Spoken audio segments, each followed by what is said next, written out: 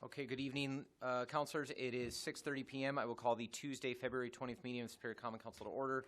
Please rise for the Pledge of Allegiance. Pledge allegiance to the flag of the United States of America and to the republic for which it stands, one nation, under God, indivisible, with liberty and justice for all. Will the clerk please call the roll? President Ledeen. Councilor Van Sickle. Councilor Moffett. Councilor Sweeney. Councilor Fennessy. Councilor Elm. Councilor Ludwig. Absent. Councilor Herrick. Councilor Johnson. And Vice President Grasky. No feedback. Is it just you and I? It's just me and you. If it gets bad, maybe just trade places with Becky. We have a quorum, and we will move into presentations.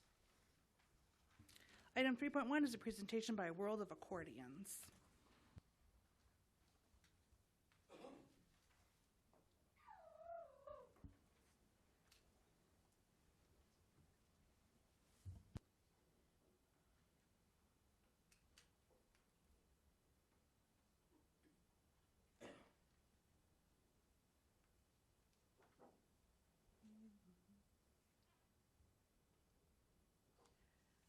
Hello, everyone. My name is Linda Knutson. I am on the executive board for the Accordion Museum.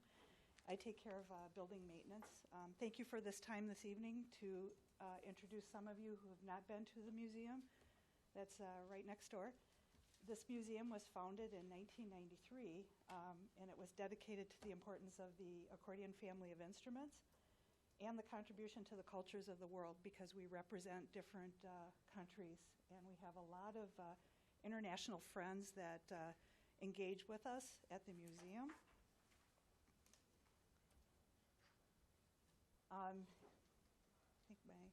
There we go. This is kind of some of the pictures from the inside. We have a beautiful concert hall that is very acoustically dynamic. You don't even need speakers actually to hear the sound quality there.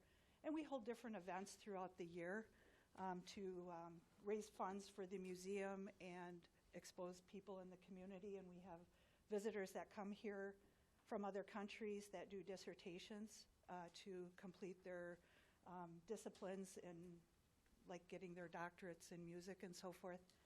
Interesting thing is Helmy's pictured up there in the bottom right corner, and she's the curator.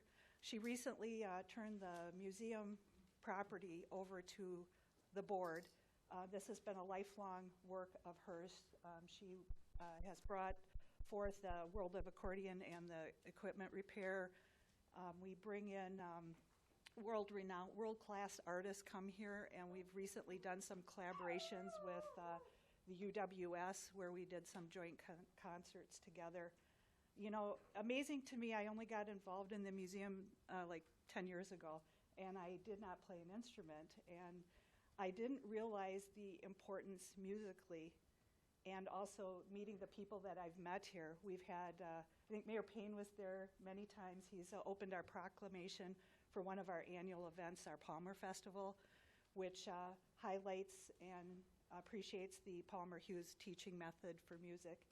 And we have some performers that came here from Japan that were, which I found out was our sister city. So that was neat. I know he had the opportunity to meet them. And we do appreciate, he's always been engaged coming and doing our proclamation. Oop. Went too fast, sorry about that. So we're here because we want to talk about, I don't know how many of you even know what goes on inside that building on the corner, because as I said, I surely did not. And we have, I got to go back one page, apologies. We had our Palmer Festival May 5th through May 7th of this last year. We hosted the Airstream group here in July 28th. We had an accordion convocation on the 28th. We also had Grayson Macefield. I know you've all heard of him. He's from New Zealand, and he is the top world accordionist. So if you did not know that for 2023. And I wonder how many of you know somebody in your family or your grandparents that played the accordion. You know, think about, a lot of these people came to the new world or the new country, and that's all they had to bring with them. So we're trying to preserve, our musical history, because that bridges language barriers. It bridges a lot of, issues that we have out there in the world. We also had Stas Venglavsky. He's been a friend of the museum for very many years. He collaborates with different artists, and he recently did a wonderful performance with Dr. Brett Jones on the 15th. Then we have another board member, Dee Langley, and she comes in from the cities, and she's done workshops. We have an accordion band. So anybody wants to join the accordion band, come on over, check us out. It's never too late to start. We did our Christmas recital. We have a monthly band practice on Saturdays between 1 and 3. And we host museum tours. We're working currently to engage either with the school system, like the UWS, to get some docents to help us get better hours and help generate revenue. So we have a lot of goals on our list this year. Some of the expenses that we have to preserve. First of all, we have 2,500 accordions on display in this museum. And we represent the whole history of the reed instruments, starting with the flutinas. This year we have some concerts. We've got the one in February was rescheduled to March. And we've got World Accordion Days coming up May 3rd through the 5th, so please check it out. It's a wonderful 3 days of a lot of accordion music. We have a special service on Sunday, a polka service. But the accordions are more than just polkas. As I said, it represents a lot of musical heritage from other countries that, as we emigrated here. We're also looking in July of having an accordionist from New Zealand come back again. Right now, our museum hours are like Saturday through Monday. We do special tours by appointment. We're going to look at getting more engaged in the community and working with some of the Girl Scouts, some of the schools, and things like that. And we have one of the recognized training programs in the country for accordion repair. We have the largest accordion music library there. It's amazing. There's file cabinets stacked on file cabinets. We have specialty tools. We have recordings that are historical. As I said, people come up from all over for these studies and dissertations. So one of the things on our agenda right now is updating our website. Our current website is kind of stuck in the 80s. It's 20 years old. We're looking at about a $2,000 expenditure for that.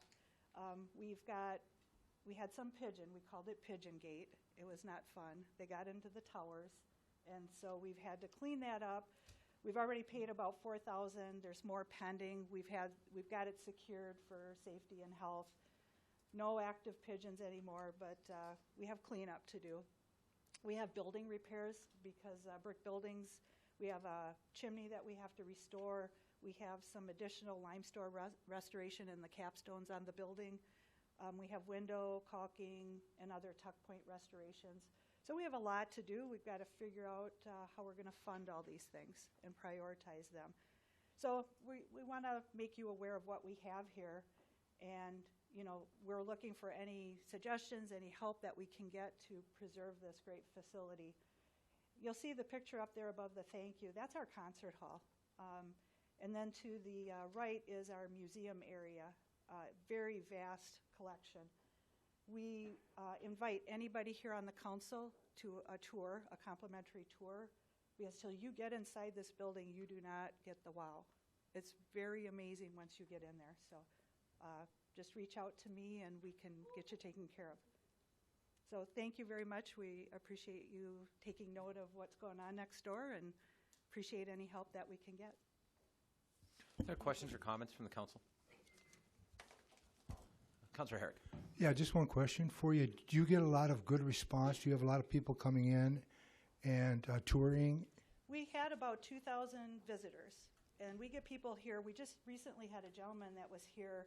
We put him up in a parsonage property we have in Duluth, and he helped us go do some inventory of our equipment because, like I said, all this got turned over to the board. It's a nonprofit, so now we're responsible for the building and the contents. So we wanted to inventory stuff. There wasn't insurance on the building before. We now have it insured. So he was here from South Africa, so now we have a new connection. He went back because his visa was up. We've got an opportunity to add a lot more visitors. We don't have, one of the things that we don't have is enough established hours for the museum, and we have not reached out in the past and been good members of the community as much as I think we should be. So we need to work on that because I really believe we can increase that traffic coming into the museum and revenue. It all makes sense. Okay, is there another facility of this type anywhere? No, we're one of the largest Okay. in the world. The only one that's larger than us is in China, and that is government funded. Oh, wow. Yeah. Okay, thank you. One of our board members on the original picture was Kevin Friedrich, and he's one of our board members, and he's from New Zealand. And he flies for Delta, so it's easy for him to navigate. He has a museum in New Zealand, but it pales in comparison. But he goes all over globally to keep us connected in the community and helps us bring people in to perform in our museum. That's how we got the world's top accordionist this last time. All right, thank you. Councilor Van Sickle. Thank you. Thank you for being here. Could you just walk us through just a little bit about your next year, your next 5 year? What do those goals look like? We are planning that. Right now, we're trying to figure out what are the priorities to make the building safe. The pigeon situation is definitely what took our top of our list. Our next project is to increase the museum attendance. That's a given because it's a museum. You got to be open, so it's getting the docents there. And we're making a transition because our curator was in charge of everything, and she's dealing with some health issues. So we're trying to get any of that collaboration done to help us best go forward. So we're still in our goal planning list. So we're dealing with keeping the lights on and all that good stuff because it's a lot of heat in that building. And we have it zoned off, so we're not heating the whole building. More to come. Any other questions or comments from the council? I heard you were all invited to tour the Accordion Museum. I would personally recommend touring on World Accordion Day weekend, which is early April? May, okay, the first beginning of May. I attend each year, and it's an opportunity not only to see the museum, but the significance of it when the board of directors and fans of the accordion will gather from around the world, really. It's a chance to see really what we have in Superior. And for you looked for suggestions from the council. We won't entertain a full conversation now, but we do have a culture events and public art commission that I think might welcome another presentation. Okay, appreciate that. Thank you so much for your time. Thank you. All right, item 3.3 is 3.2. It's a public hearing to request comments on community development needs and fair housing choices. This public hearing, councilors, just a reminder, is distinct in case anybody's here to speak on the public hearing relating to Royalton Manor. This is not about Royalton Manor. This is, I believe, an annual public hearing that we need to hold on our evaluation of the needs and fair housing choices. So is there any objection, councilors, to me opening this public hearing? Seeing none, the public hearing is now open. Again, this is the first of two public hearings tonight. Would anybody like to speak in this public hearing regarding the community development needs and fair housing choices? Councilors, would anybody like to speak in the public hearing? Would anybody like to speak in the public hearing? And is there a resolution on this one? If not, is there objection to me closing the public hearing? The public hearing is closed.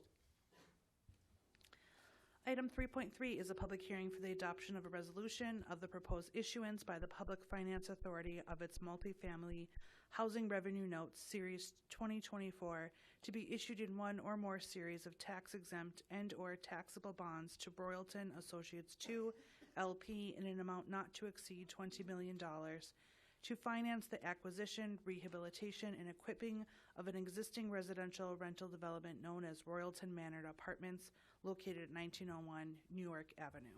So, councilors, this is a little bit more involved. We have DRE Incorporated here to answer questions, but what I propose is that we allow them to make a brief presentation about their goals for the property after they purchase it. Then I will open the public hearing, allowing any members of the public that might want to speak, having heard the presentation. If there are questions that members of the public would like to see answered, I, the staff, and hopefully you will document those, and then during our discussion on the resolution, we will try to ask DRE Incorporated those questions. Any objection to that process? Okay, then I will invite DRE Incorporated and your representatives to address the council.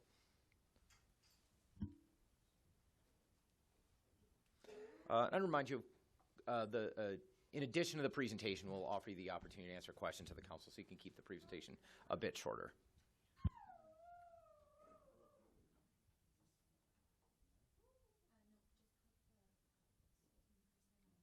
There we go. Hello, my name is Tim Welsh with DRE Incorporated. We're going to be the general partner when we purchase Royalton Manor. Stonebeam is our partner as well. Scott Frain's here to represent Stonebeam.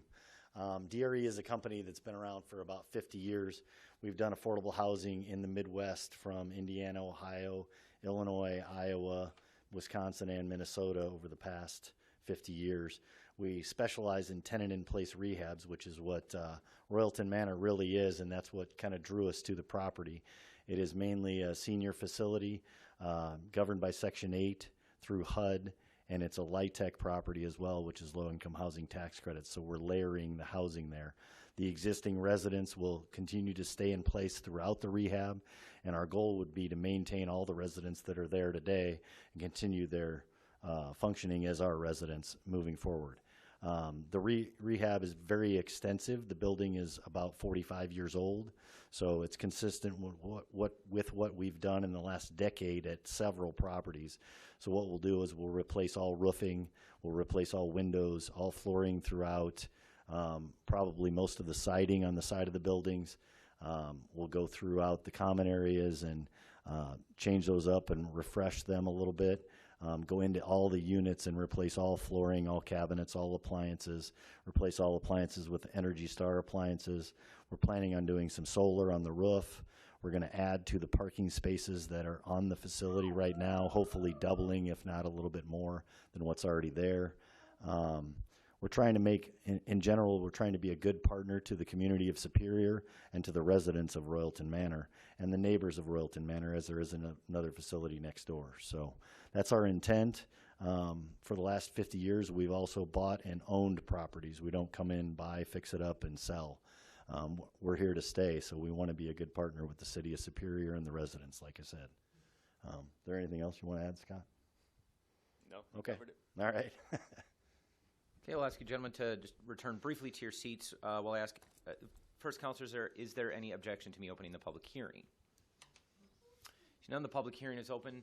Has anybody come to speak to the matter of this resolution relating to Royalton Manor?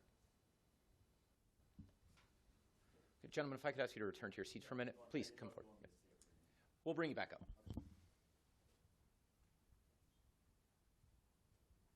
Becky, could you hit the button?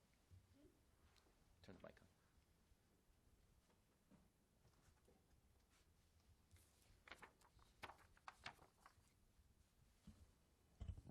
Hi, I'm Marcia Adams. I live in Royalton Manor. Ms. Adams, I failed to remind folks that each person has exactly 3 minutes. Okay, I will give you three minutes. I'll give you a warning at the 2 minute. Okay. But I just want to know, with this thing, we have had dealt with issues before with problems, and now a lot of us residents are worrying. You said it's a senior citizen. It is one, but it's for disabled people who are, and a lot of us are worrying that we're not going to qualify for the stay because we're not 62 and up. And that's our worry is, how is the people who live here now going to be treated when this purchase comes through? We'll make sure that question is asked when we bring the developers back up. Okay. Do you have anything else you'd like to say? No, I just wanted to know that and let you guys know that, hey, the residents are all riled up because of all the media. We feel like we're a puppet right now with everybody talking about it. That's all I wanted to let you know. You're welcome. Would anybody else like to speak in this public hearing? Please.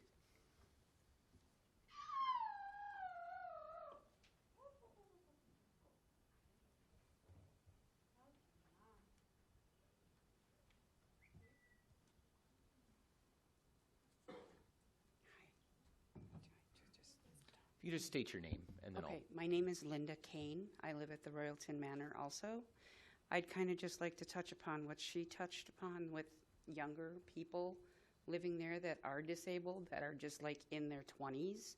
There's a lot of people that are concerned. I don't know if everybody realizes that there's probably a greater number of people under 50 than there is over 50. I've lived there for 9 years. It's not a bad place to live. We just get some bad apples, and the community kind of looks at us bad. And I guess I really don't have anything else to say, but I just wanted to speak something. Thank you. Would anybody else like to speak in this public hearing? Would anybody else like to speak in this public hearing? Would anybody else like to speak in the public hearing? Hearing none. Councilors, what I'll do is entertain a motion to close the public hearing and approve the resolution, at which point we will go into debate, and I will bring the developers back up to answer the question that was just asked, as well as questions that you have. Is there a motion to close the public hearing and approve the resolution? Motion to close. The motion is to close the public hearing and approve the resolution. The motion is to close the public hearing and approve the resolution by Councilors Ledeen and Johnson. Okay, the representatives from DRE, would you mind first answering? I'll ask it on behalf of those residents, and it was a question of mine as well. My understanding, and as was expressed by some of the speakers here, is that a majority, most likely, of the people living in Royalton Manor are not over the age of 55, are probably younger than that, but have some form of disability, likely qualifying them for some form of assistance. Can you speak to how many, if any, tenants you expect to displace from, how many tenants you expect to displace from Royalton Manor? Let me start with one thing. Ladies, I apologize. I forgot to mention that the HUD contract is for disabled and 62-plus seniors. That's one thing I failed to mention when I made my presentation here, so I apologize for that. Our intent is to displace nobody. So a 20-year-old who is qualified as disabled can live on the property. It's the same as a 65-year-old senior. So nobody will be displaced for that. That is a part of the HUD contract. We will honor that contract, and we will continue to honor that contract. So our goal is to, as I said, keep the existing residents as well as update and refresh and give a little tender loving care to the facility. Councilors, your questions and discussion. Councilor Herrick. Yeah, just one question for you. Okay, is there going to be somebody living on the premises to represent, the company that you're with? Or is there this long-distance communication? No, our plan is to hire people locally, train them in our systems and our communications, and have them work on the facility, say 9 to 5, Monday through Friday, sometimes on Saturday when needed, or depending on resident needs. We'll have a maintenance tech that's working on site every day throughout the week, as well as a couple part-time people to help out with extra tasks and things like that, with answering the phones in the office and everything. But that's the way we operate all of our properties. All right, thank you. Mm-hmm. Councilor Johnson. Thanks for that. It's nice to hear that there will be somebody on site. Is that an on-site manager or just the maintenance and a couple of other folks for specific tasks? Yeah, typically we hire an office manager or a manager for the property, and they would oversee the maintenance tech and then the 2 part-time people as well. And they would learn our HR policies, obviously fair housing laws, all of that, and meet the requirements through HUD and the Light Tech program. So, having said that, if there was a question that came up from a resident or somebody that's interested in moving in or moving out or what that might be like, how's that person going to connect with you guys since you're not maybe local all the time? We have a toll-free 800 number as well as our office phone number at our home offices down in Illinois, as well as they can contact the office at any time. There'll be a landline in the office so they can communicate or just stop by and fill out an application. Okay. How's your response time been to concerns at your other properties when something's been brought forward? It depends on the necessity of the deal. Like if it's a stopped up toilet at 2 o'clock in the afternoon on a Saturday, that might take a little more time for a maintenance tech to come back to the facility. But, if it's something that can wait, like, there's a rip in my carpet or something like that, usually we can get to it that day. Okay. A lot of the folks, have some disabilities or special needs that require some attention. Are you planning on bringing any outside agencies to help with the transition between ownership? It's an independent living facility, so the disabled people that qualify to live there, if they need outside assistance, they can obviously coordinate that through our office to ensure that people have access to get in to help them.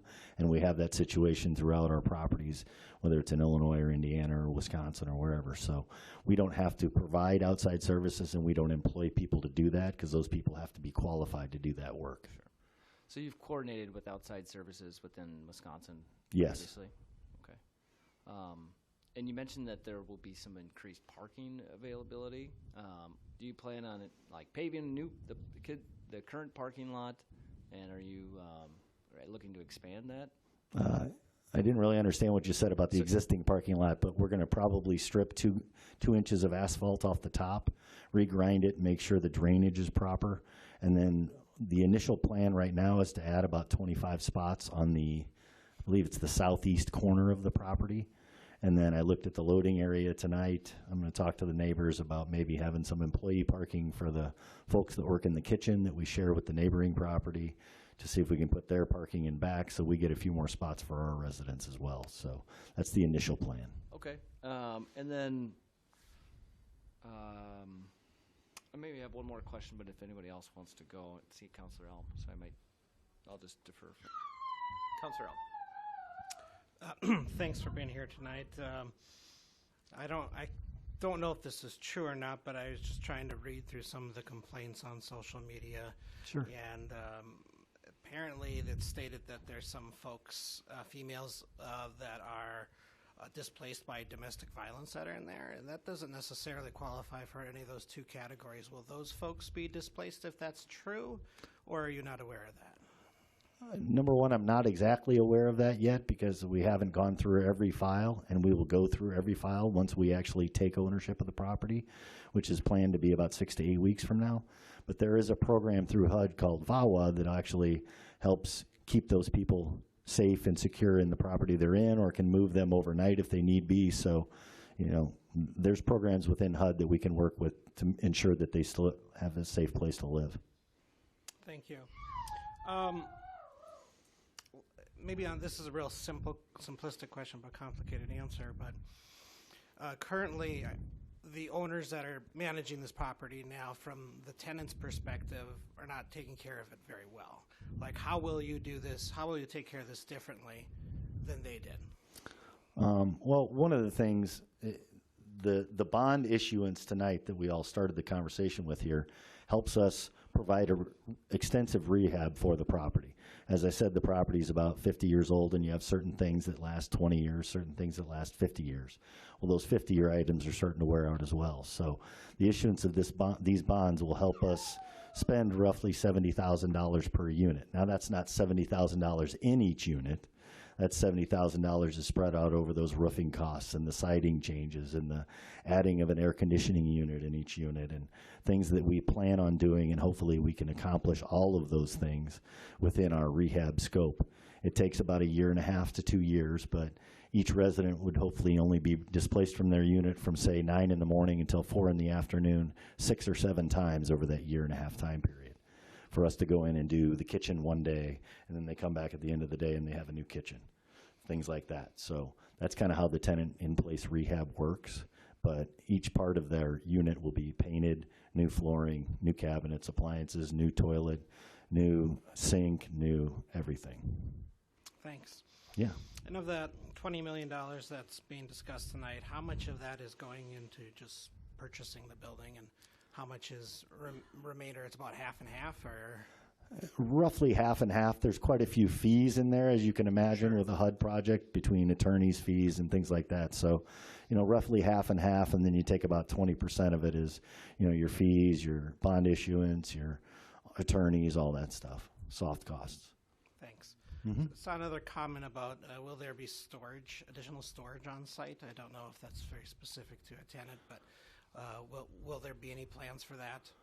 Not individual storage for each individual resident. There is storage on the facility that we haven't exactly figured out how to work into it, because you can't give one storage area to 5 residents, So, we'll work with the residents if we have a bigger item or something like that to try and help them through dealing with that. But we've had those situations before, and the tenant in place rehab, that reminds me, people with pets, we have to kind of work with that, and if they have to leave their unit for the day with a pet, then, we got to figure out something, whether they have a cage or something like that. But we work through it individually with each resident. Thanks. And in terms of what is paid out by each tenant, is the rent going up? Is it going to remain the same? The resident rent stays the same regardless, based on their income.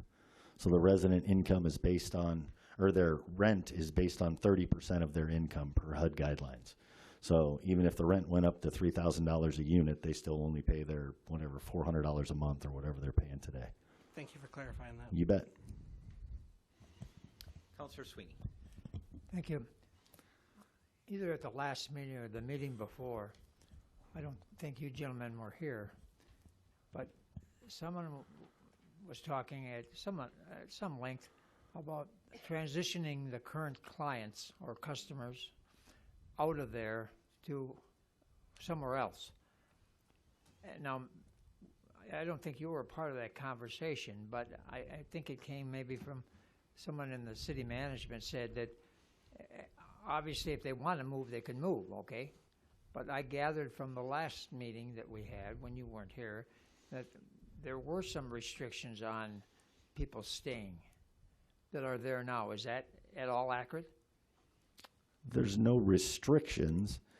As I said, we want to keep every resident as long as they qualify under the existing HUD guidelines that are there with the contract. The contract is just being renewed for us as a new owner. So the existing residents, as long as they qualify under that contract, we're fine. So anybody who's there now, assuming they're qualified, okay, they would stay? Yes. Okay. Then perhaps I'll go back and look at my notes, but I think they talked about they would help people transition to another location if need be. Perhaps there's a small percent that aren't qualified. I don't know that, but okay. If there was somebody that wasn't qualified, we would work with them, with city officials, to ensure that they have a safe place to move to and in a timely fashion. We're not going to kick somebody out overnight. Okay. Our goal is to take care of the residents that are there, whether they're qualified or not, and find them quality housing. In your similar location that you own, these are the ones you run now are very similar to this one then, right? Yes. So you're going to have a mixed clients there. Yes. From young to whatever age and different. Yes. How does that work? I mean, it must work in your other location, so I assume you're going to be a cookie cutter and do the same thing that's successful in other areas you can do here, right? Yeah. Well, how does it work? It varies by property based on the tenant population. So some properties may have a few more disabled folks than seniors. Some properties have more seniors than disabled. It kind of tailors you to things that we do. Like in a senior property, a lot of the times we'll do a potluck once a month to get the seniors together, to get to know their neighbors, things like that. The disabled folks, we've created puzzle areas, craft areas, library areas for those residents to join in, to go to individually, to really kind of tailor it to each specific resident and the community that we revolve around. Do you, your corporation, do you shoot for a certain percentage of each clients? In other words, so many over, whatever happens, happens? Whatever happens, happens. It's based on waiting lists and people that have applied for living there. So we're bound by HUD rules to follow the waiting list and who applied most recently and move forward. Okay, thank you. You bet. Councilor Johnson again. Thank you. I'll try to keep it brief. I know that one of the main concerns, Councilor Elm kind of reminded me of this with his, are you planning on putting in some security cameras to help with the safety of the residents? Yes, forgot to mention that as well. Security cameras, outdoor lighting. I brought some of these. We've got a packet that shows a facility in Mattoon, Illinois. Sorry for the mispronunciation there, Mattoon. It's an 81-unit senior disabled facility, just like Royalton Manor. It was a little dilapidated, needed a little tender loving care. We went in, we did all LED lighting, the same scope of work that we're going to do at Royalton Manor. But we created some outdoor walking paths, we did some benches, we did some nice facilities outside and inside in the common areas. We did some libraries, we did a nice craft room because they had a big craft presence in that property. Things like that to really kind of make it a community, make it a home for the people that live there. Thank you for that. Have you worked with this specific type of financing before for any of your other properties? Yes, we've done exactly this type of financing at least once a year for the past 15 years. Okay. And then with the remodels, do you plan on using local union labor as well? Yes, we will definitely put all labor out to bid. Obviously, we look for local plumbers, local electricians, all of that, flooring, roofing, windows, all that stuff. So we put it all out to bid. It's open to whoever qualifies. Okay. Since this is in my district, and I've heard from several different residents, just try to, with the city's help and keep the communication open with the residents as much as possible. I think that when people don't know, they tend to fill in the blanks on their own, and so the more transparent we can be with this project, when it comes to fruition or if it does pass tonight, I think the better. So I hope that we continue to see that open and honest transparency with your company. And that's what I'd like to say. Also, the other gentleman brought it up. I mean, obviously there's been rumors and talk and people haven't heard from us, and that's one of the reasons we wanted to be here face to face with everybody tonight, to give you those answers and to understand who we are and why we want to be a part of this community. So thank you all for the opportunity, and we're looking forward to hopefully kicking this off in the next 6 to 8 weeks. Further question, Councilor Fennessy. I think it's wonderful to see this kind of a needed investment in this particular property. So first off, thank you for that. The reality is there's a high level of police calls, fire calls, to this location, and so in addition to the needed improvements for the interior, the new cabinets, new flooring, all of that, there one of the other residents alluded to that there's a couple bad apples, and so I'm just kind of curious if you could expand on how you plan to change the culture and without, because if we're not displacing any residents, just how you plan on just overall changing that culture if you've had this past experience before, and maybe some success stories in addition to some of the other things that you've laid out as far as the security systems and better lighting, all of that. Well, one of the big advantages I feel we have in this type of community is every year's lease is only 1 year. So you learn who a bad apple is if you're on site talking to residents. Maintenance people are going to units, talking to residents and figuring out what's going on. And then you have community events. So you get to know who is taking care of it, who's not paying their portion of their rent, things like that. So in a 12-month time period, you can really develop a good idea of whether you want that person as a part of your community. And sometimes we choose not to renew a lease. But most of the time, we want to keep a resident because 99% of the residents are very qualified, and we want them there. Further questions or discussion? Councilor Sweeney again. Could you, if you know, I assume you know, could you share your waiting list in terms of numbers? I think right now they have 15 people on the waiting list at Royalton Manor, and we vary around the state of Illinois right now. We have one property that has about 12 or 15, and we have one property that has 300. Okay. So all over. Okay. Yeah, it's all over the board. Councilor Gresky. Is the name changing? Is it going to stay Royalton Manor? No, the name of the apartment complex will still be Royalton Manor Apartments. Yeah. Further discussion or questions? Are there any further questions? Thank you, gentlemen. Any further discussion on the resolution? Councillor Herrick. Yeah, just a note here. I'd like to see on any of these documents where it says the Public Finance Authority. Right after that, I'd like to see their address, which is 22 East Mifflin Street, Suite 900, Madison, Wisconsin, 53703. And the reason for that, the Public Finance Authority is kind of a broad term. So I know when I first heard about this project, I was thinking, oh, is the City of Superior get involved with this $20 million? But it's not. I mean, I understand, what we're doing, but I don't think the public would understand. And then this way, like I said, the term Public Finance Authority is kind of broad. This would narrow it down to a specific location of responsibility. Okay, I'm reading this as fast as I can, Councillor, Sure. and I am so far only seen in the resolution the words Public Finance Authority at the very top. That's correct. Okay, so you would like to amend the resolution to add the address that you just read. That's correct. Could you read the address one more time for the clerk, please? Sure. Okay. She's got it? Okay. Then the amendment is, there's a motion to amend the resolution to add the address described by the councillor and recorded by the clerk after the words Public Finance Authority in the first sentence of the resolution. Is there a second to that motion? Second. The second is by Councillor Johnson. Is there discussion on the motion to amend? Hearing none, all those in favor of approval of the motion to amend, please signify by saying aye. Aye. Those opposed say no. The motion carries. Further discussion on the resolution. Councillor Johnson. Sorry, I'll be brief, but I think I said that last time too. You mentioned in a social media post, Mr. Mayor, about helping support residents if there is some displacement. The kind folks from the company here tonight mentioned that as well. Could you elaborate a little bit on what that might look like from the city's perspective? Sure. We've done that before. Most recently, in the case of the downtown mobile home park, we had to evict folks, and as part of that process, one, we pursued a slow eviction. In some cases, very, very slow, extending into years.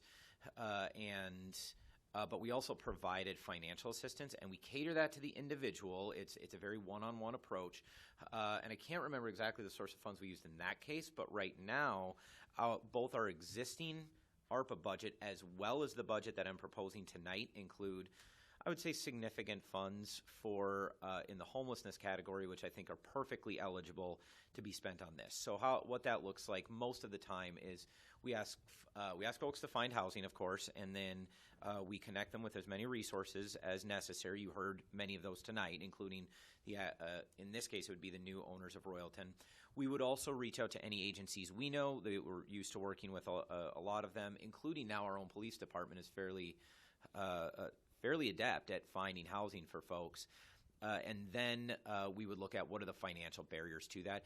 If it's a matter of, hey, I found this apartment, need first and last month's rent and deposit, and I think I can swing the rent, that's an easy one. The city can easily do that. And I think if it prevents a person from homelessness or facilitates safe and stable housing, that's been easy to do. Any further discussion? Hearing none, the question is on adoption of the resolution as amended. All those in favor, please signify by saying aye. Aye.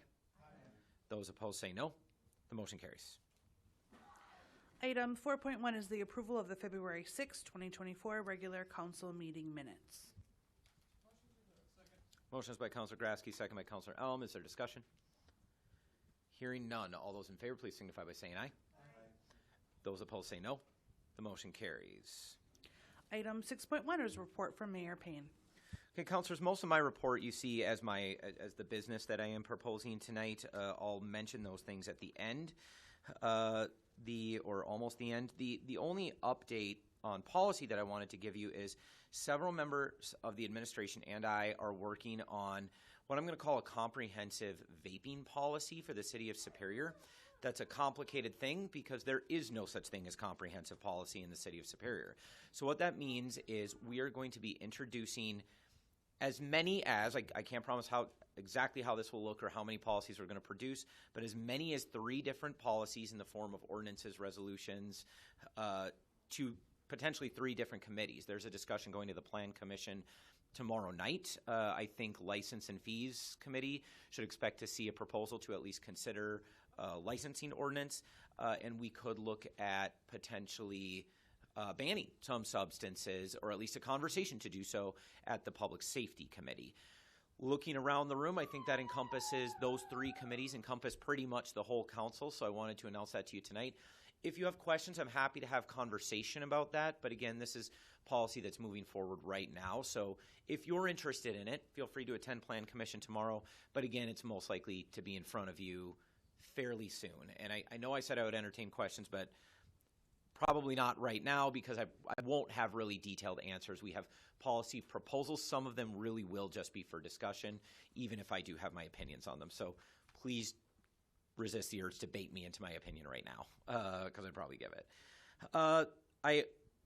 You will see in a moment, I will propose 2 things to you.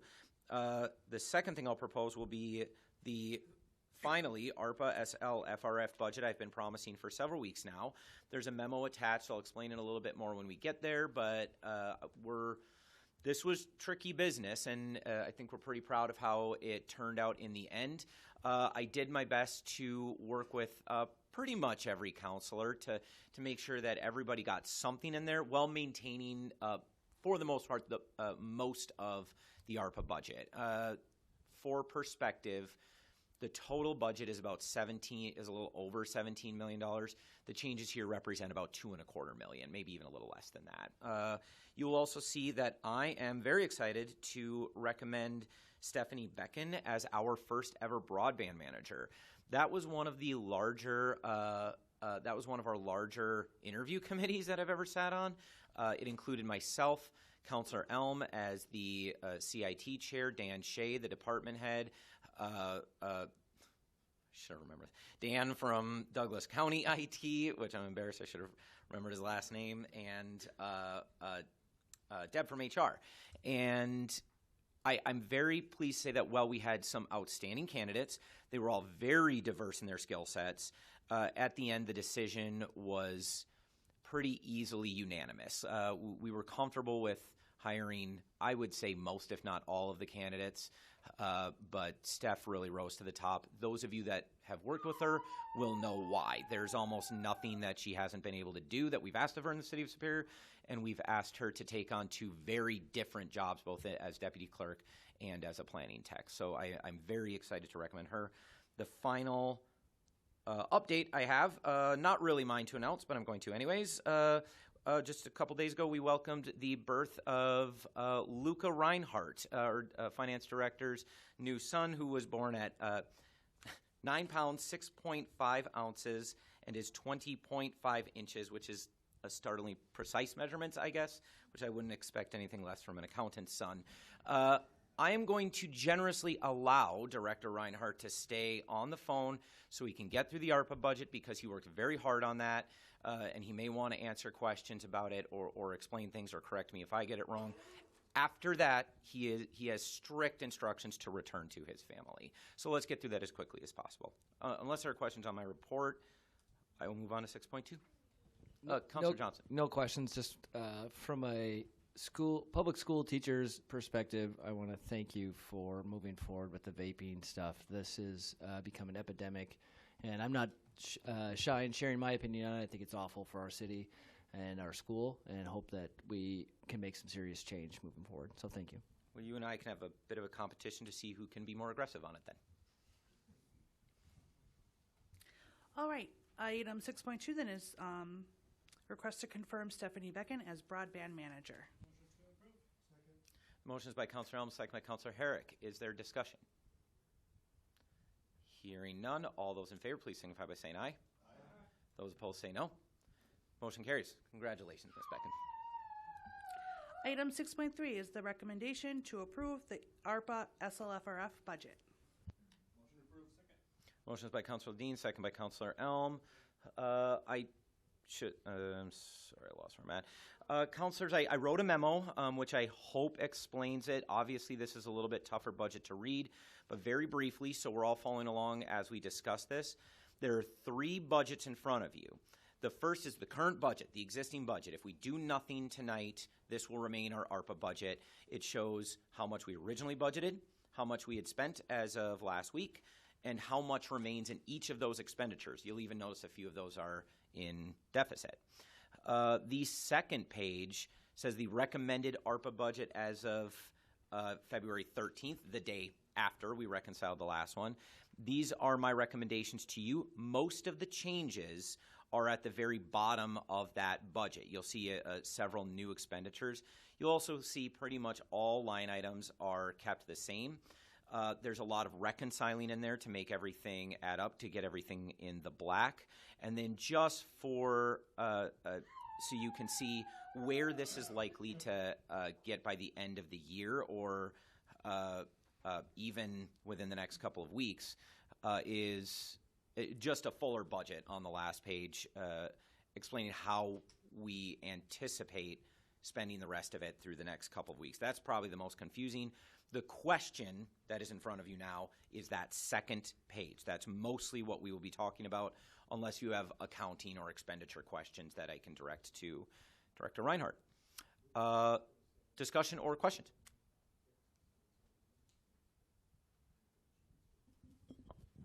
Councilor Fennessy. Can you go over some of the added ones that were baked into the new one, as far as the, what you're just from a high level, Yep. the public works vehicles, the street improvements, all of that, any of the new ones. So can you just kind of just skim through those real quick, what you kind of have in mind for that? Of course. The biggest changes are the Woodstock Bay project is coming in more expensive than we had predicted. Some of that is my fault. We've made some improvements to the design. So it's an additional $300,000 to cover the full Woodstock Bay project, $600,000 to Public Works, Parks and Parks vehicles and equipment. That's a standard line in the CIP. The purpose of this is multifold, this expenditure. There's one, I would argue that's just underfunded. I've wanted to be beefing up that fund for a couple of years now. It's probably the only thing in the CIP that I would well and truly say is underfunded in the long term, and something I was really hoping to fix in the coming CIP. This should at least buy us quite a bit of time. It's still going to need some more improvements in the coming CIP. But the other thing this will do is allow us to do a new or unplanned expenditures. So it's not set on what we're going to buy. That will be a decision for the public works staff to recommend to myself and the council what we'll spend it on. But we could choose to do things like brand new equipment. We could do another Pry-Knot if we wanted to. That money's there. But know that the streets and public works departments have a list of things that they would like to buy that they're behind on. This should also allow them in the short term to buy better, more efficient equipment. Sorry to linger too long on that one. $300,000 to start the process, or hopefully to build a skate park at Heritage Park. That park has probably reached the end of its life, and will need some pretty serious work. $300,000 may not be enough, but it'll certainly get us going through 24 to at least finish design. If we end up with a simple design, it might even cover it. If it doesn't, it's a conversation in the CIP. $100,000 for aesthetics improvements or public structures in downtown. You will often see I'm being very general in the language here, even when the request was very specific. In this case, as Councilor Moffett asked for improvements to the farmers market area in downtown. I'm not outright funding that. I'm funding downtown aesthetics and structures, so we can have a larger debate on what we're going to do. But I personally like that idea, and I'd like an opportunity to fund it. That of course, goes to process. Fire Station 3 project is coming in also more expensive, so a few councilors, including Councilor Ledeen and especially Councilor Fennessy, asked me to fill that in, an extra $250,000. $300,000 in public art. Councilor Grasky, I believe, recommended this way back last year, so again, no specific project, a lot of process to determine how to spend that. I'll skip. This was a little different. I was going to clean out the nonprofit grant fund. I largely warned you I was going to do that.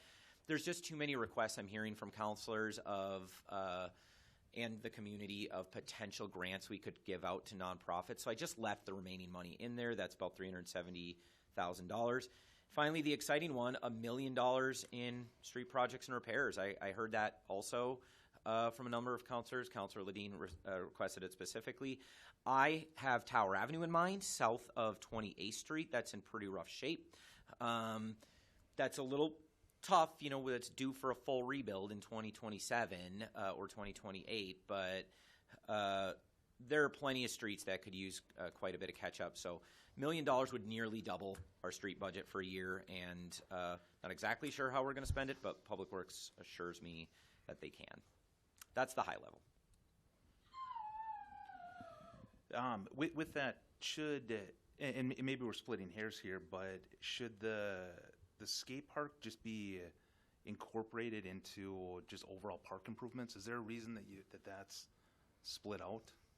In that particular case, yeah, it could. In that particular case, I felt that it's certainly going to use up the $300,000, and it gets us to work on it right away. So that gives me and the Parks Department the freedom to just go tomorrow, start planning that, and with the assurance that some funding will be there. But if it goes into parks improvement, regular parks improvements, then yeah, it can, as long as the Parks Commission places that in, amends their CIP. This is just a faster process. Okay, and then it looks like one of the more significant decreases in funding is the historic rehabilitation for if I'm looking at this right, the Carnegie Library is $1.7 million less than what it was previously. Am I looking at that right? No, but we tripped over this ourselves. Director Reinhardt can correct me on this, or maybe you and Becky, but it was about $500,000 on the Carnegie. The rest is reserved for the work, the necessary work on the Princess, and then about $2 million after that was cleaned out. So it's really just the immediate work on the Princess for a little over $1 million.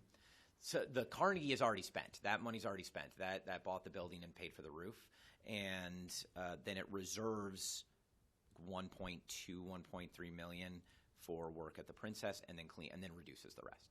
You're gonna have to walk me through that, because before it was 3.5 million, and now it's 1.7 million.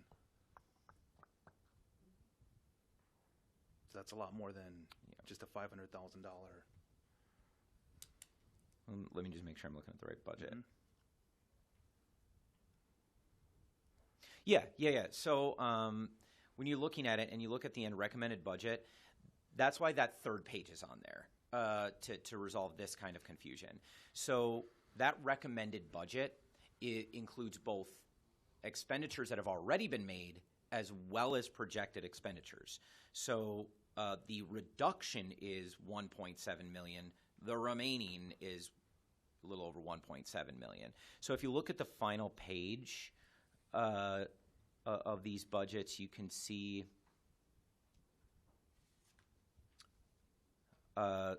and yeah, that breaks it down a little better. The budgeted amount, if this budget passes as is, the budgeted amount becomes 1.769. The total spent will be a little over 600,000 between the Princess and the Carnegie, with an anticipated 1.2 million left in historic preservation.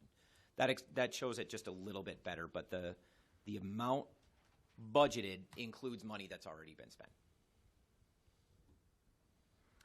That's still a reduction in about 1.5 million from the original budget. Yes, 1.7. Okay, so not $500,000 reduction, 1.7, right? Yes, I am proposing reducing historic preservation by 1.7 million. Okay, so that's taking the biggest hit. Yes. Is historic rehabilitation. And where has the line item for Connect Superior, the project that you've touted is user funded, what has happened to that line item? Has that increased or decreased or stayed the same? Stayed the same. Okay, so we're keeping the funding the same for a user-supported, user-funded, user everything program, and the one item, or one of the items that isn't user-supported, we're gutting at 1.7 million. Well, Connect Superior is also grant funded, including by this grant. That's always been part of the plan. Right, but that one, that's remaining the same. Although, and it's also inflated from what the initial numbers have projected for phase one. So we've overfunded that in an effort to underfund some of these other line items, like you talked about. Public works vehicles is underfunded. We obviously know historic rehabilitation's underfunded. Some of the other ones that you've said are underfunded, but the one line item that you're overfunding is the one project that's supposed to be user supported.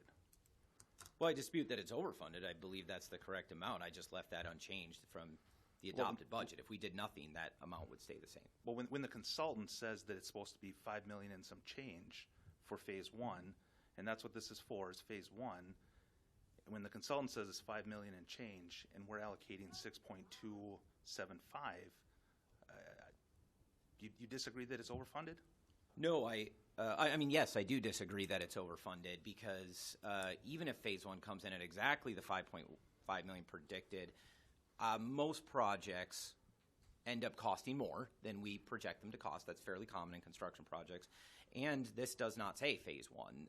Obviously, we want to get through phase one with this money. We hope this is enough or more than enough to get through phase one, but we have a number of other expenses, including expenses we've already spent, included in that 6.275 million. I think it's already spent, $700,000 as of last week.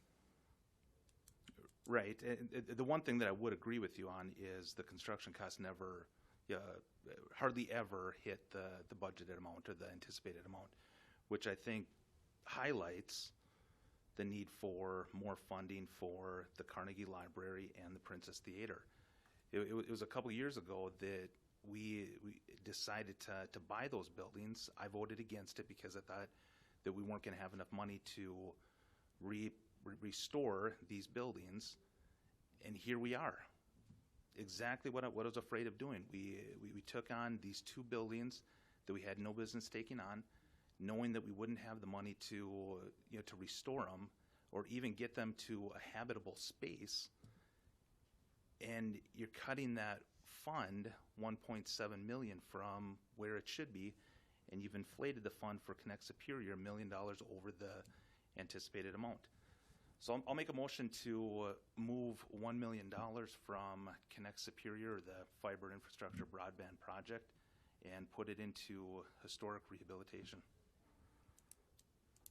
The motion is to reduce the fiber infrastructure broadband project line item by $1 million and increase the historic rehabilitation line item by $1 million. Is there a second to that motion? The motion is by Councilor Sweeney, by Councilor Fennessy, the second by Councilor Sweeney, to amend. Discussion on the amendment. Councilor Johnson. Do you anticipate being able to spend that additional $1 million on either the Carnegie or Princess Theater within the correct amount of time? No. It's possible it could be spent by 2026. I would hope we'd be able to spend several $1 million on those properties, but quite frankly, the mission with the Carnegie is that we wouldn't even own it by that point. We are still in efforts, can't say too much, but I believe fairly serious efforts to develop a project there that would allow it to leave city ownership. And the Carnegie could spend the Princess could spend significantly more than this. But our goal is not to spend by 2026. As I said at the previous meeting, we would really like to get this money off our books by 2024. The Princess, once stabilized, we can definitely spend some money stabilizing it. But once the building's stabilized, it could sit for quite a while, and while we attract outside fundraising or even other city funds. The goal for this budget is to spend all of this within 2024. So I don't believe we could spend, I shouldn't say that. If the money's there, I'll find a way to spend it, but it's not part of our planning for these projects for this year. What is it going to cost to stabilize the Princess? Do we know? I think once that roof is on, it's stable. If we fund the roof. Sorry, I asked for a cost, not a yeah, what? Probably about $1 million. Okay. Further discussion on the amendment? Hearing none, all those in favor of the amendment, please signify by saying aye. Those opposed say no. The opinion of the chair, the Motion fails. Further discussion. Councilor Sweeney. Can you just take me through everything as I understand it has to be spent or encumbered by 12/31 of this year? Encumbered, not spent. Right. And Or- that's I said spent or encumbered. yes. Okay. Right. Encumbered, but not spent. So we have until 2026 to spend it. We must dedicate it or encumber Right. it. I think that's. But some of this money may well be spent in the year that we're in. I hope all of it will. Yeah, be. well, yes. hope, right, okay. Yes. So my question is, are we going to take a look at this budget somewhere down the line in the next, say, 4 to 5 months to reallocate this again? That's a good question. I missed that from my introduction. Yes, but not in this way. I am going to fairly firmly commit to no more policy changes in this, no big shifts to the budget. And I'm making that commitment with a little bit of nervousness because this budget is our best guess at how we can spend this money. We're likely to reach the end of the year with some cash and that we just don't think we can spend. And if we're nervous about being able to spend it within the next year after this, we're going to move it as quickly as we can into things where we know we can spend it. But that's going to be financial cleanup. No, this is our last, I hope, policy conversation on it. Okay, you said you're going to move it to a, I would call it, if today or tonight we encumbered or spent it all in 2025, 6 months from today we look at this and say a significant portion of this money is not, and if we encumber it, we have to win 26 to spend it? Yes. Okay. If we looked at that and said, this isn't going to happen, I'm just thinking up the worst case scenario, we can then reallocate that money or re-encumber it by 12/31 of this year, correct? Yes. Okay. And we may well do that. I mean, if it's I'm not talking 2 or 3, 5%, but if something major happened, it's still on the books that we can change that up until 12/31 of this year. Yes. Okay. Thank you. Councilor Grasky. Just a quick question. So when you talk about, or as Councilor Sweeney had mentioned, 12/31/24 to be spent and processed by 12/31/26, so by the end of 26, as Yes. far as the timeline there? Okay, thank you. Director Reinhardt, do I have that right? Yes, you have that correct. Further discussion? Hearing no further discussion, the motion is to adopt the budget as proposed. All those in favor, please signify by saying aye. Aye. Those opposed say no. No. The motion carries. All right, item 7.2 is the business of the Public Works Committee with the meeting held on February 1st, 2024. Is there a report from the chair? No report. I'll just draw folks' attention to sidewalks and Hammond both now being out to bid, and that East 5th Street, in anticipation of next year's total reconstruct, there is a public meeting February 27th from 4:30 to 6:30. Happy to answer any questions from the minutes. Thank you. Councilor Herrick? Yeah, just one question. In that report, as far as restoring Hammond Avenue, I guess I want to know about the electric areas where you can plug in your vehicle. Is that correct? Charging stations on Hammond Avenue? Yeah. I'm not aware of any. Okay. I thought I read that in the report. We are. Director Janigo. Director Janigo, do you remember charging today? Oh, your hand is up. Go ahead, Director Janigo.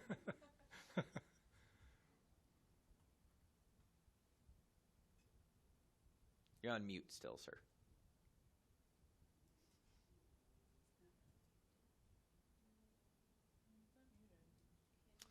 Okay, well, you're not muted. You keep talking, and shout if you get through. I don't recall seeing anything like that. We have had conversations around charging stations. Sure. Obviously, the fire hall does have an electric charging station. And as we advance a conversation about electrifying any other parts of our fleet, we're having very preliminary conversations internally and with the county about a charging station at this building, which is, of course, on Hammond, but further north than the project. But if that was in the report, my guess is because we're doing all of the, and this is just a guess, we're doing all the utility work in there, which would make it easier to build something like an electric charging station in the future. But I'm not aware of any plans.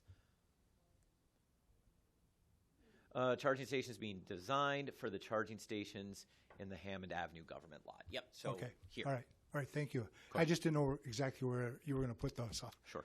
All right. Thanks. Okay. We don't have a motion on the floor for the recommendations of the Public Works Committee. There are 3 recommendations. I'll make that motion and ask the committee to adopt 3 to approve all 3 recommendations. Thank you. The motion is by Councilor Van Sickle, second by Councilor Ledeen, to approve all 3 recommendations of the Public Works Committee as you see them on your agenda. Questions or discussion on any of those? Hearing none, all those in favor, please signify by saying aye. Aye. Those opposed say no. Motion carries. Item 7.3 is the business of the Finance Committee with a meeting held on February 8th. Is there a report from the chair? Yes, thank you.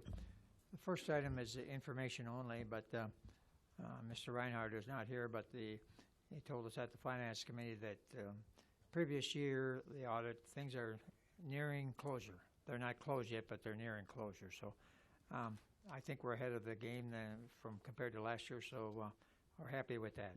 2 items for a vote. 3.1, the Church of St. Albans is applied for a grant, and the 4.4, which is the travel policy review and changes. And any questions, I'll try and answer them.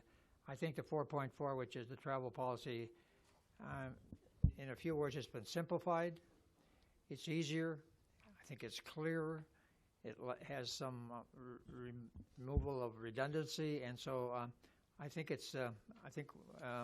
management created a good policy there, an improvement. I'm not saying it's perfect, but it's a long way. It makes it much easier, I think, when people travel now. They understand what they have to do, and they don't have to take a calculator with them to make sure that everything is for breakfast, lunch, and dinner. That was a cumbersome policy. So anyway, those are the 2 items that we're looking for a vote on. Assume you're comfortable moving those for approval? Yes. Councilor? The motion then is to approve both recommendations of the Finance Committee. Is there a second? Second is by, the motion was by Councilor Sweeney, the second by Councilor Elm. Discussion on either of those items? Hearing none, all those in favor, please signify by saying aye.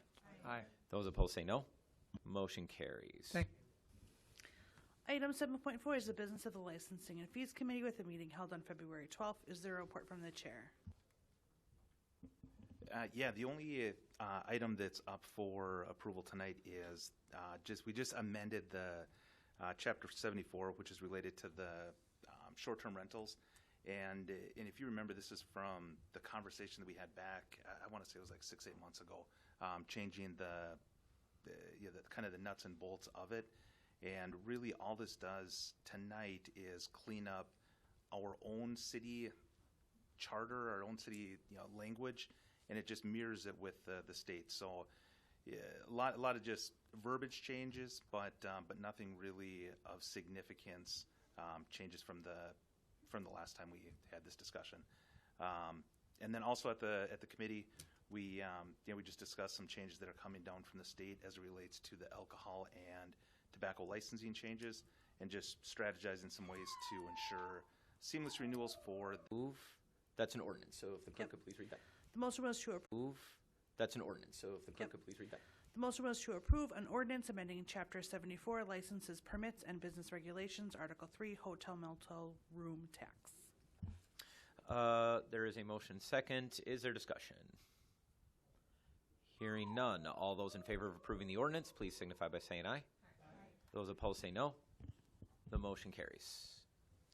Item 8.1.1 is the business of the Parks and Recreation Committee with a meeting held on January 25th. Is there a report from the chair?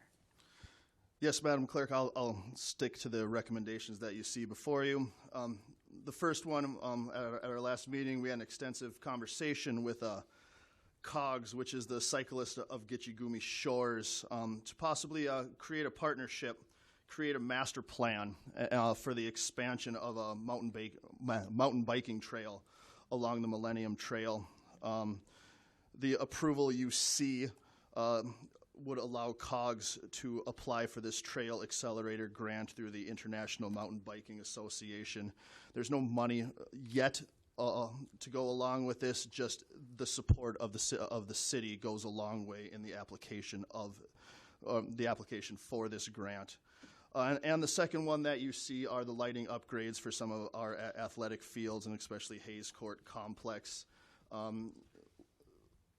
A outside consultant was hired to take a look at some of these facilities and determine which ones were most needed for upgrades. The ones you see listed before you, and those are the ones Director Kadot anticipates that the $260,000 in the CIP budget will cover this.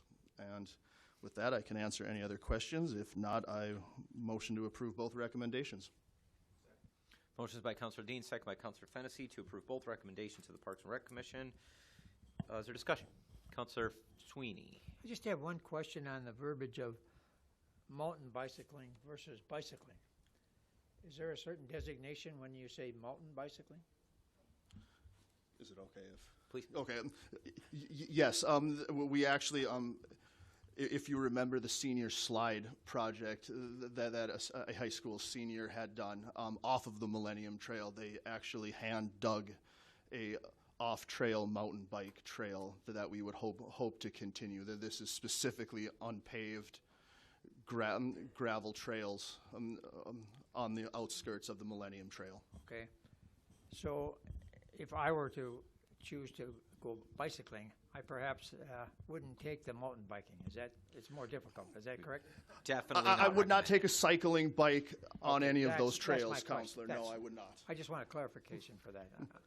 It's an important question, but it is worth noting that sometimes even very young children can do some very impressive things on the trails the chair is describing. So they are for everybody, but no, you would want to know what you're doing before you go on them. Thank you. Okay, the motion is on adopting both recommendations of the Parks and Rec Commission. Is there further discussion? Hearing none, all those in favor, please signify by saying aye. Those opposed say no. Motion carries. Item 8.1.2 is the business of the Urban Forestry Tree Board with meetings held on January 18th and February 6th. Is there a report from the chair? Do we have anybody here to give that report? If not, I can speak very briefly to these recommendations. Two of the three are simple. The door hangers, which you see in your packet, to let folks know if they're going to lose a tree in their boulevard. You know, people get very often attached and passionate to the trees that are adjacent to or in front of their house. Most of us, or many of us, may have had a tree that you grew up with and you become fond of. And so people get pretty upset if we have to take one down. The door hangers are a way of letting folks know that there's going to be some work, that there's a reason it has to go, and invites conversation. It will usually explain why it has to go too. The tree plantings, annual budget allocation for what trees we're going to buy, where they're going to go.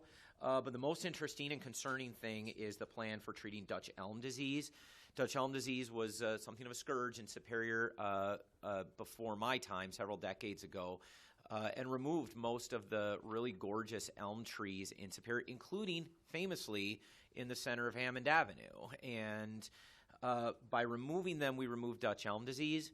And we have more elms now, but they are Dutch elm disease resistant trees, many of which are now contracting Dutch elm disease. So the fungus is defeating the genetic properties of those trees. So rather than just clear cut them like we've done in the past, most recently with emerald ash borer, the Parks, Rec, and Forestry Department is taking a much more tree by tree, detailed approach to save as many trees as possible for as long as possible. Often even a dead tree can retain a lot of its beauty, structure, erosion-reducing properties, and preserving those trees while minimizing the spread of the fungus gives us an opportunity to build a more resilient urban canopy. Other questions about that? I'm actually surprised that I knew that much about it, but we had a long conversation about it. If not, I'll entertain a motion to approve the three Sorry. Can I ask one? Yes, please. When do these tags go, or sorry, excuse me, tree door hangers go on trees? I'm just anticipating if someone sees one in one of our districts and they reach out to us, just so, I don't know, if it's like next week or is there a timeline? And if you don't know that answer, that's okay. Well, I assume that once there's a determination made that a tree is going to go, they'll go on the doors of the houses surrounding it. I can't fully answer your question, but I'm going to presume it would be more than just the adjacent door. We'd want to let the neighborhood know. And it's probably pretty quickly after they've identified a tree that needs to go.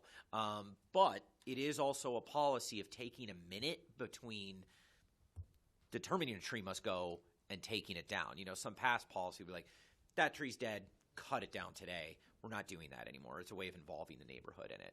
Might sound silly to some. I'm going to tell you, a lot of people, including me, get really passionate about, I mean, that's how your house looks. That's, you know, your kids can grow up swinging on these trees, reading books underneath them. It's a big deal. Okay, I'll entertain a motion to approve all three recommendations of the Urban Forestry Tree Board. Motions by Councilor Herrick, second by Councilor Johnson. Is there discussion? Hearing none, all those in favor, please signify by saying aye. Those opposed say no. Motion carries. At this time, are there any other committee or commission reports to be made? May I? Oh, excuse me. I just wanted to touch base on actually the Cultural Events and Public Art Commission. We had Ann Katz, who is the Executive Director of Arts Wisconsin, which actually tomorrow is Create Wisconsin Day across the state, highlighting all the great arts that are happening within our community too and around the state. But she visited us on our last meeting, or meeting before that, and we decided on doing a Superior Creative Summit in the city of Superior on May 9th, and that'll honestly just take and talk about all the arts that we have done from last year's forum, kind of how things are going currently, and then also how the art community and where we can go with this. There are some really important bills at the Assembly and Senate right now that are going to start really bringing us up from number 50 of the 50 states, hopefully investing more into arts and culture throughout and relieving those opportunities also for our communities. So just wanted to mention that from SEPA. Thank you. Any further committee or commission reports? If not, we'll move to new business. Item 10.1, I'm recommending approval of miscellaneous licenses. Motions by Councilor Johnson, second by Councilor Grasky. Is there discussion? Hearing none, all those in favor, please signify by saying aye. Those opposed say no. Motion carries. Item 10.2, Economic Development, Planning, and Port Director Cirque is recommending approval of a resolution for the sale of land to and entering into a development agreement with RDF Incorporated for the construction of a Maytag laundry at 2123 to 2131 East 5th Street with the estimated construction cost of $1,540,000 and the sale price of the land of $60,000.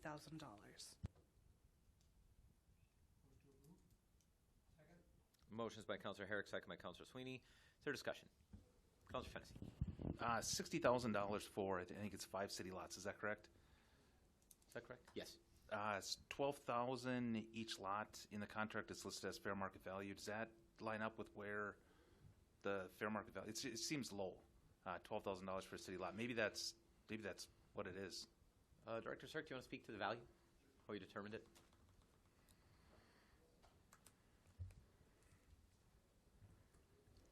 It's an appraisal, actually. Okay. So, yep, it was an appraised value. All right, perfect. Thanks. Councilor Sweeney. Any idea when will that start in this year? Yes, I believe late spring, early summer. Yes, sir. Councilor Moffitt. Not about the specific thing. I was going to spin off of what Councilor Sweeney said. Is there a completion date, or is that just? I believe there's a couple guys here, but end of the year, beginning first quarter of 2025. Okay. Yep. Great. Councilor Johnson. It's bittersweet to see this going up. I grew up in East End and frequented that drugstore walking home to it, East Junior High and then Nelson Dewey, and so I think there's probably a lot of us here that do miss that drugstore, but it's nice to see some development happening in that area as well. Councillor Herrick. Yeah, just one question. This may take Lottie facility. Do they own the one on Tower Avenue too? Yes, sir. Okay, thank you. Further discussion? The motion then is to approve the resolution. All those in favor, please signify by saying aye. Aye. Those opposed say no. The motion carries. Councilors, we just have... Number 2 and number 3 withdrew. Sure. Is Mr. Penny still here? Yeah. So, councilors, Mr. Joe Penny has asked for more than 3 minutes to speak. I offered 5 on your behalf. Of course, it is your decision.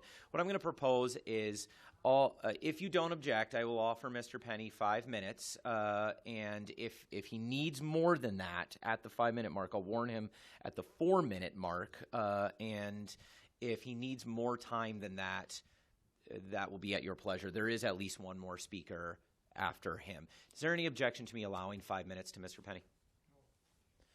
No. Mr. Penny, a reminder that you have 5 minutes. I'll remind you at 4 minutes, and our guidelines generally ask that you address me or the council. Thank you. Okay, I'm Joseph Penny. I live at 708 Winter Street, but not anymore. Because I have a fire. I had a fire there. Just a minute, Mr. Penny. We're going to turn your mic on. I don't know why I don't. Go ahead. I'm Joseph Penny. I live at 708 Winter, but I'm not living there anymore. I had a fire that happened at January 20th.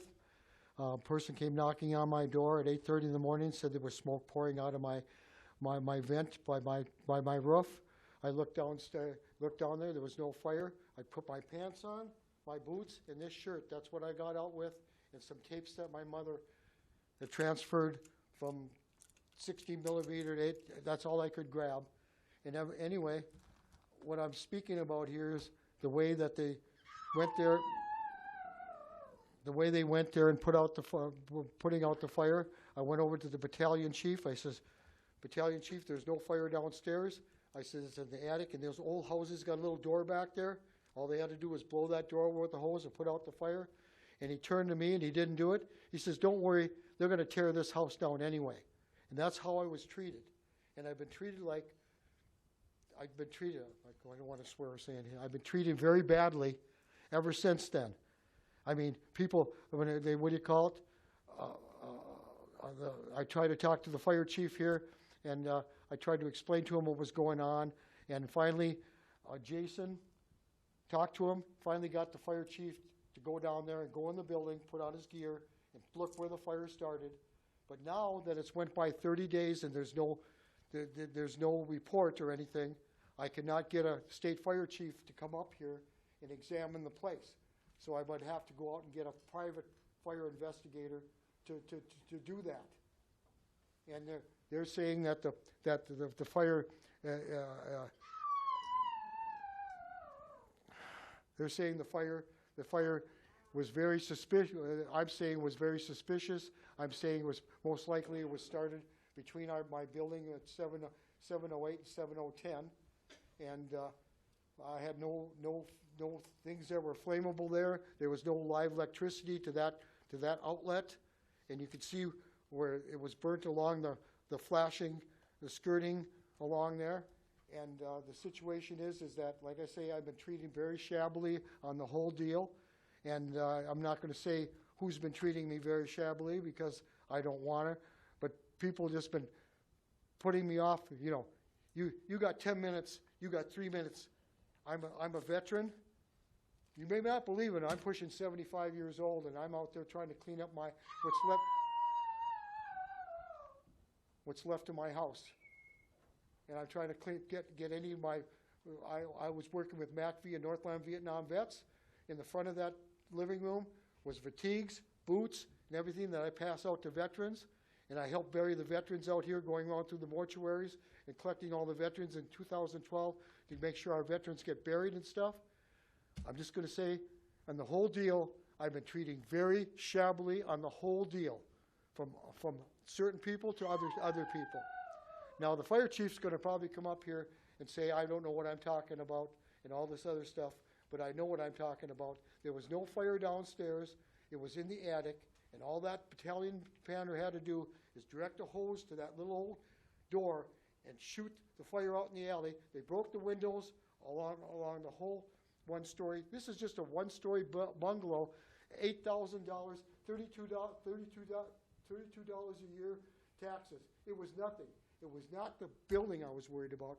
It's the military gear, my mom's personal stuff, my personal mess, and the petty history. And I'm digging it out. I got a trail that somebody gave me. So this goes here, and this goes here. Well, I try to cancel my cans because I can't use them because it's burnt stuff. Oh, no, you got to keep those cans. Try to cancel Just the runoff one more water. minute, please, Oh, Mr. no, Penny. you can't cancel that. Just one more minute. Pardon? One more minute. So what I'm here for is to tell the public what happened there and how shabbily I was treated, and people that I go to see. Do we subtract time off of that, Jim? So that's a joke. So anyway, I'm trying to tell you that, like, if they would have did what I said, I wouldn't. What do you call it? I wouldn't be in the dilemma. Now the ceilings are coming in on all my stuff. Of course, it's all gone. All the military from MACV and Northland Vietnam vets, it's all gone. You know, and everybody seems like they're trying to get $1 out of me. I'm trying to return their cans, and I can't use them because you can't put fire stuff in cans of recycling. You know, and they said, well, we're going to keep charging the runoff water. I says, there's no roof left. Okay, that is 5 minutes, Mr. Yeah, Penny. well, I can only take so much of that. The next Hey, Mr. Pell, long time no see. Go ahead. Thank you, Mr. Penny. That's 5 minutes. Did you want to say something, or anybody got No, any we have to get to questions we have, for me or anything? Mr. Penny. We have more speakers. We have to get to. Okay, I just wanted to know if anybody had any questions. Thank you. What's going on? What's what you got to do? Thank you. The next person signed up for public comment is Brittany Keese. Absent a motion from the council, I have to revert to our normal rules of 3 minutes. Good evening, City Council, Mayor, and staff. My name is Brittany Keys. I reside in Beloit, Wisconsin, actually. So I'm here I was participating in a forum earlier today. I recognize some of the counselors. I was part of the forum that was put together, educational forum put together by the League of Women Voters that brought forth the discussion of the implications of health and the NTEC project. I was able to, I have a unique perspective from Beloit. I am a health professional. I also was a former elected official on City Council from 2020 to 2022. We had a gas plant similar to what is being proposed and being discussed come before us and our community prior to my time on council. And so what I had the opportunity to share is more than 3 minutes for those of you who were there, is what life looks like 5 years later. And for those of you who care about public health, I hear youth and vaping, lungs, child development, the impact of pollution on the educational outcomes of our youth. All of it is connected. And I would encourage everyone, if you don't have the opportunity to attend, we have a second forum tomorrow. I encourage you to come at noon, and if you're not able to attend, it will be recorded. And one thing that I want to speak to is the folks that